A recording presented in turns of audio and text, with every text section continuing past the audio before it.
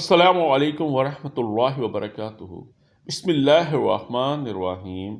बहुत ही अहम बात, क्या आप अक्सरियत के पीछे चल रहे हैं? एक बार सैयदना उमर रजी अल्लाह ताला अन्हु बाजार में चल रहे थे। वो एक शख्स के पास से गुजरे जो दुआ कर रहा था, ए अल्लाह मुझे अपने चंद लोगों में शामिल कर, ए अल्लाह मुझे अपने चंद लोगों में शामिल कर। सैयदना उमर रजी अल्लाह ताला अन्हु ने उससे पूछा, ये दुआ तुमने कहाँ से सीखी? वो बोला, अल्लाह की किताब से, इसलिए कि अल्लाह ने कुरान में फरमाया है और मेरे बंदों में सिर्फ चंद ही शुक्रगुजार हैं।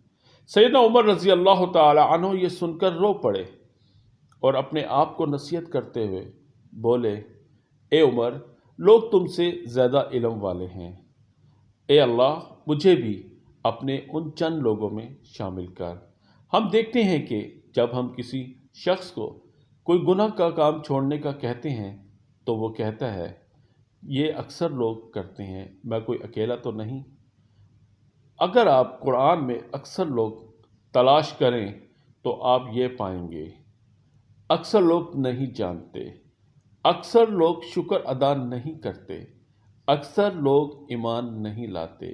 अगर आप ज़्यादातर को तलाश करें तो आपको मिलेगा कि ज़्यादातर शदीद नाफरमान हैं, ज़्यादातर जाहिल हैं, ज़्यादातर राह रास्त से हट जाने वाले हैं, ज़्यादातर सोचते नहीं और ज़्यादातर सुनते नहीं। तो आप अपने आप को चंद लोगों में शामिल करें जिनके बारे में अल्लाह ने फरमाया है, मेरे थोड़े ही बंदे शुक्रगुजार हैं और कोई ईमान नहीं लाया सिवाय चंद के।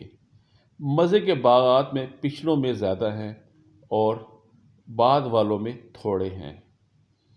चंद लोगों में अपने आप को शामिल करें और इसकी परवाह ना करें कि और कोई इस रास्ते में नहीं और आप अकेले हैं। अल्लाह हमें समझने और अमल की तौफीक अता फरमाए। आमीन।